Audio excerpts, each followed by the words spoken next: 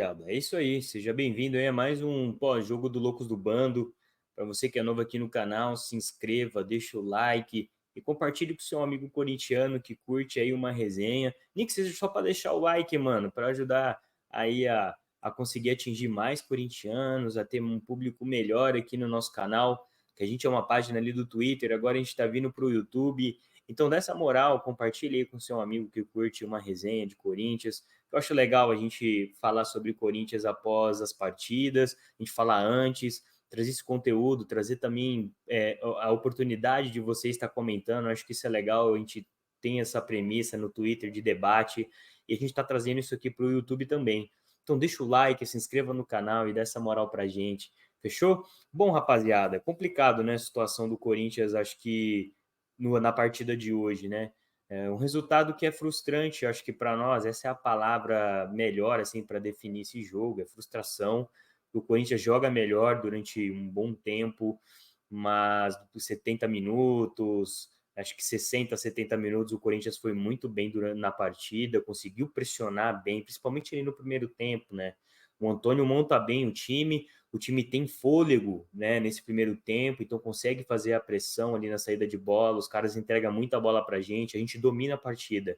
Né, o Fortaleza conseguiu finalizar apenas uma vez no gol do Corinthians no primeiro tempo, foi aquela finalização do Breno Lopes, né, que não sei se estava impedido, se não estava, até olhei de novo, fiquei na dúvida, um lance bem ajustado, talvez se o Breno consegue fazer o gol, ia provavelmente para o VAR, mas, cara, a única chance, acho que grande chance do Fortaleza na partida foi essa, e aquela do segundo tempo, que a gente já vai entrar no segundo tempo, mas no primeiro tempo foi isso, né? O Corinthians muito melhor que o Fortaleza, criando chances, teve pelo menos umas 3 chances ali de abrir o placar, mas aí o Corinthians esbarra nessa noite, acho que no João Ricardo, né? Que é um goleiro muito bom aí do Fortaleza, vem tendo partidas boas, né? Regulares.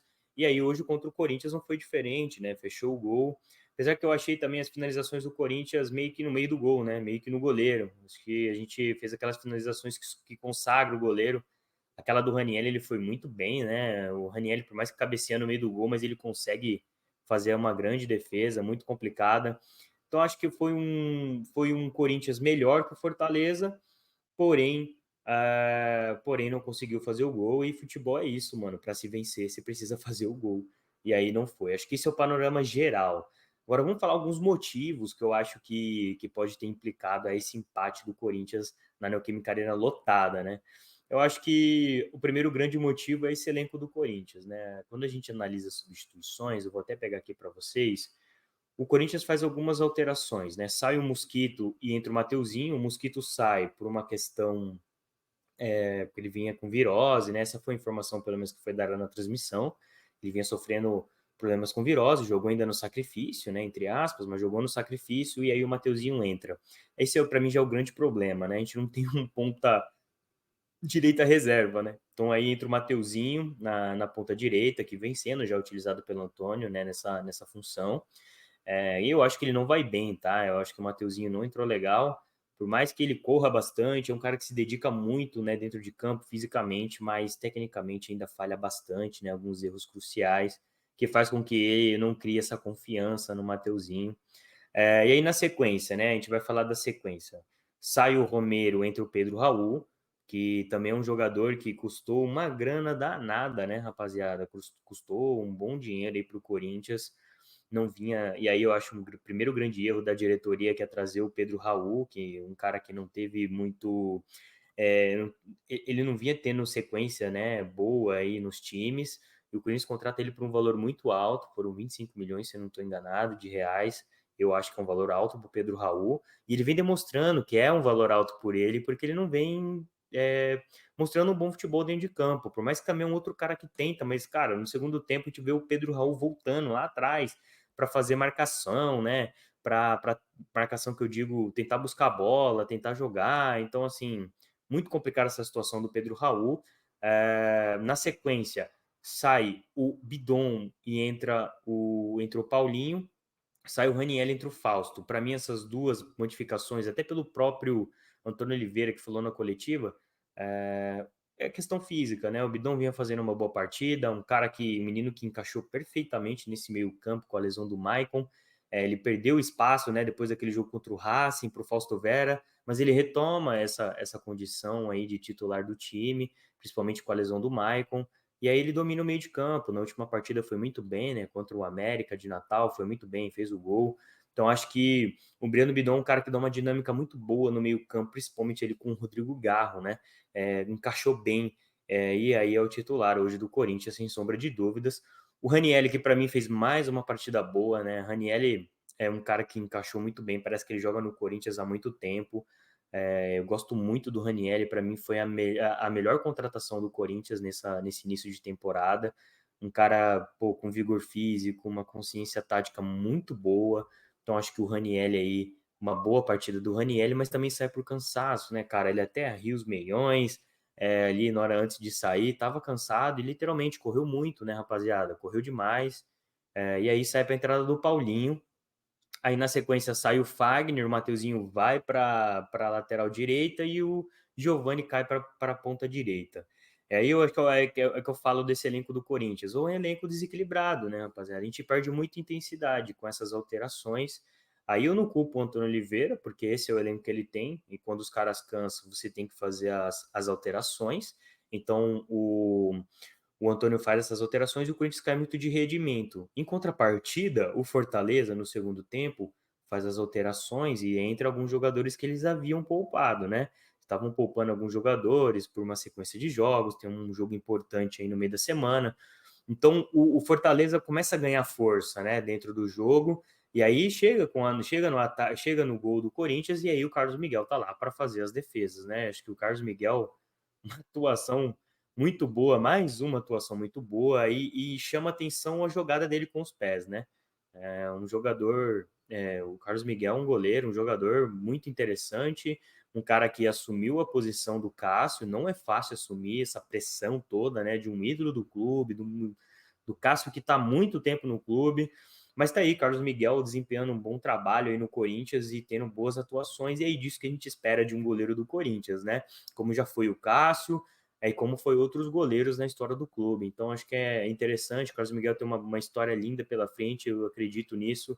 E hoje não foi diferente, fez uma boa partida. Mais uma, né? Já tinha feito contra o América e agora de novo contra o Fortaleza. Então, acho que esse é um panorama geralzão aí da partida, né? Acho que esses são os grandes pontos. O Fortaleza, né, impressiona também, né? O Fortaleza tem um elenco claramente mais preparado que o do Corinthians. Lógico, o Corinthians mandou um monte de gente embora, tá em um processo de reformulação. O Fortaleza vem mudando algumas peças porque nos últimos anos vem tendo boas gestões. Isso acho que para mim é um grande diferencial hoje do Fortaleza com relação ao Corinthians.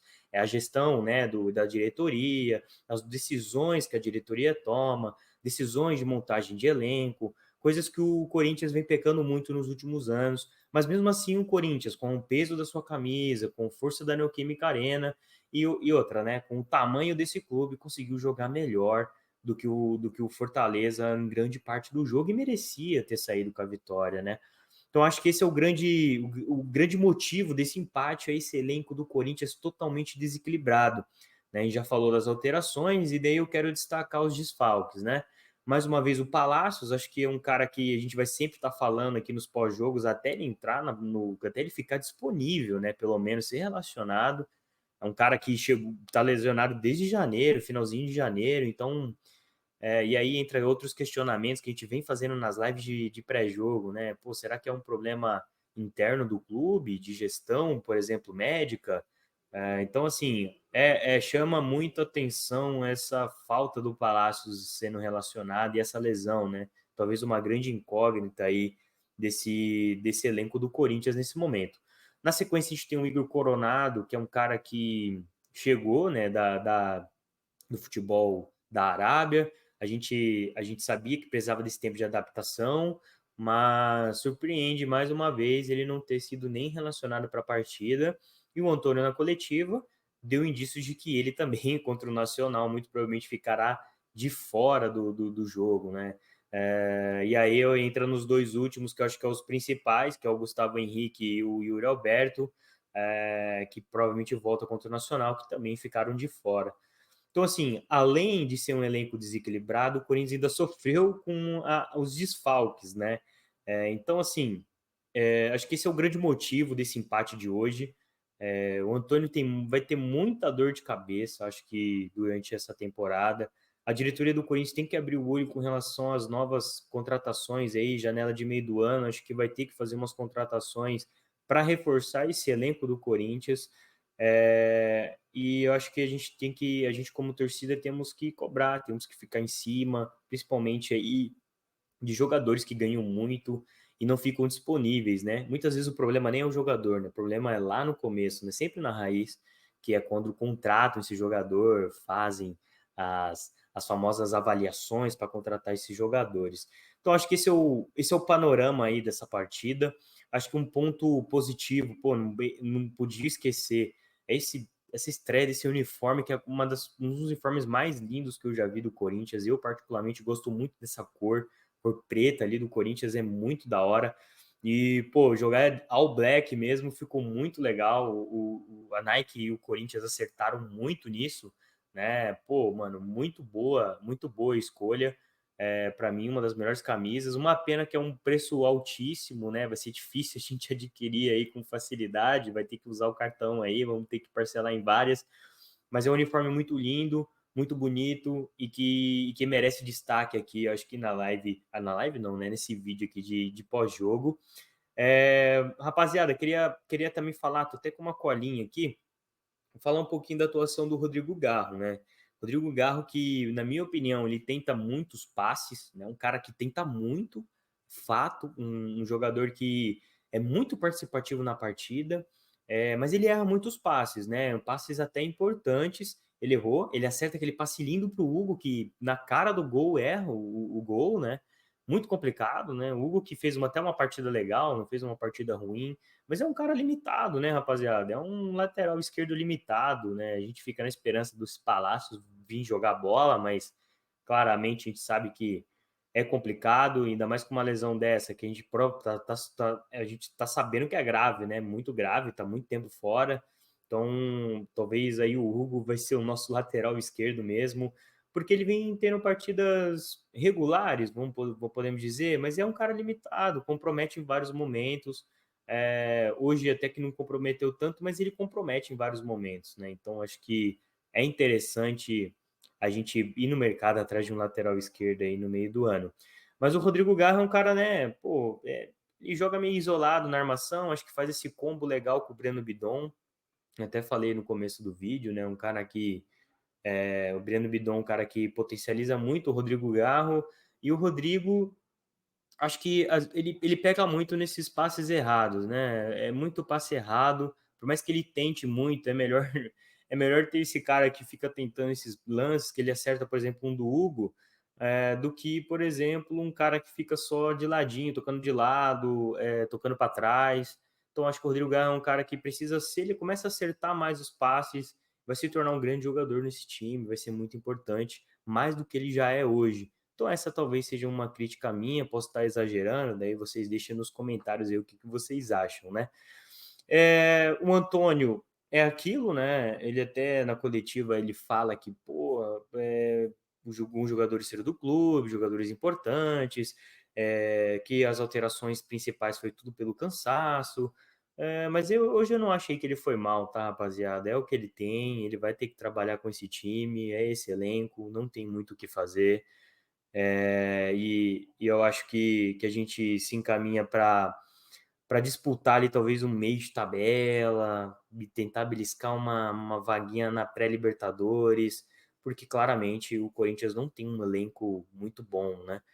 Mas o desempenho tá legal, o desempenho foi bem, acho que o Corinthians talvez espanta de vez aquela crise que estava tendo no clube, principalmente de desempenho, né? O desempenho estava muito ruim, mas melhorou muito, principalmente após aquele belo jogo contra o Fluminense, contra o América. Um joguinho razoável, e aí hoje faz um jogo bem, mas aí o elenco grita, e aí o Corinthians esbarra nesse elenco, esbarra na qualidade dos jogadores em finalizar para o gol, né? Mas acho que é isso, rapaziada. Acho que é isso, a nossa essa live. Eu tô aqui aqui fora de casa, então talvez vocês vão ouvir uns barulhos aí na rua, é normal. A gente mora em São Paulo, então tá sempre passando uma moto, sempre passando alguém na rua, cachorro latindo, então é complicado mesmo. Quero que vocês tenham essa paciência. Mas é isso. Esse foi o nosso pós-jogo aí do Loucos do Bando. Queria que vocês deixassem nos comentários, né, o que vocês acham. Siga a gente nas redes sociais, lá no Twitter. Provavelmente você já segue a gente, mas siga lá, siga lá, siga lá, veja, comente lá também. Mas comenta aqui o que você achou dessa partida, se você concorda ou não comigo em algumas avaliações. Não tem problema se você discorda, mas deixa o like, se inscreva no canal e compartilhe com seu amigo que gosta muito aí de Corinthians. Agora o Corinthians enfrenta o Nacional, né, pela Sul-Americana, tem que vencer, né, tem que vencer o Nacional fora de casa, e na sequência vem o Flamengo, né, o Flamengo que a gente vai enfrentar sem o Ranieri, que é uma peça fundamental nesse time, então até lá vai ter muita coisa pra gente conversar, fechou?